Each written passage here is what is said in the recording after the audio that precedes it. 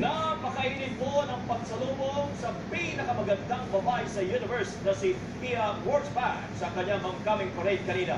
At ramdam na ramdam na po ang Pia Fever sa pag-ikot ng Pinay Beauty Queen.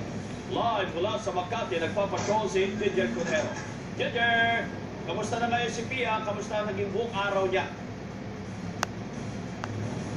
Kabayan, umaga pa lang nakatutok tayo sa halos bawat galaw ni Miss Universe 2015, Pia Wurtzbach.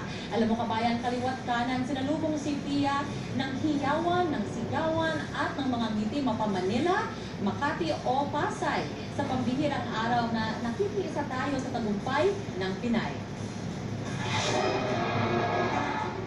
30 minuto bago ang scheduled time na 10 a.m., dumating si Pia sa Manila City Hall para sa courtesy call kay Manila Mayor Joseph Estrada. Dinumog ang beauty queen ng mga empleyado, estudyante at fans.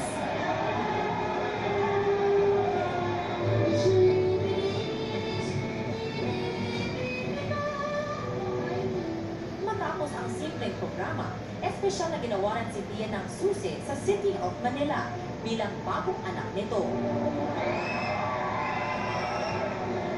Pearl necklace at maliit na purse mula Tesoros ang iniregalo naman ni Erap sa kanya, kasama ang ilang talikpa sa kamay. Paalala ni Pia sa kanyang fans. Inspirasyon po ko sa inyong lahat na huwag sumuko at mag-aral ng mabuti, lalo na dalangin ng iyong mga magulang. Pagkatapos sa Manila City Hall, diretso Senado si Pia, kung saan kinilala ang kanyang tagumpay sa Senate Resolution 111. Dito, ikinuwento rin ni Pia na bukas ang kanyang pinto sa politika matapos ang reign bilang Miss Universe.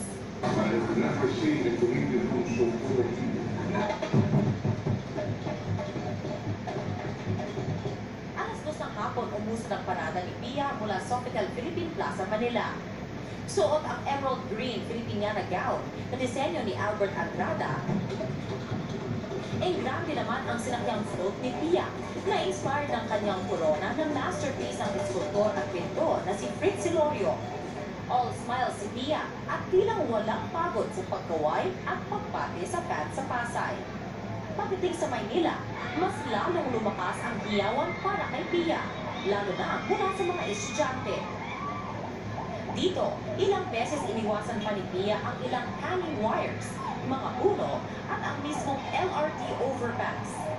4 p.m. na nang umalis patungong Makati ang parade ni Pia.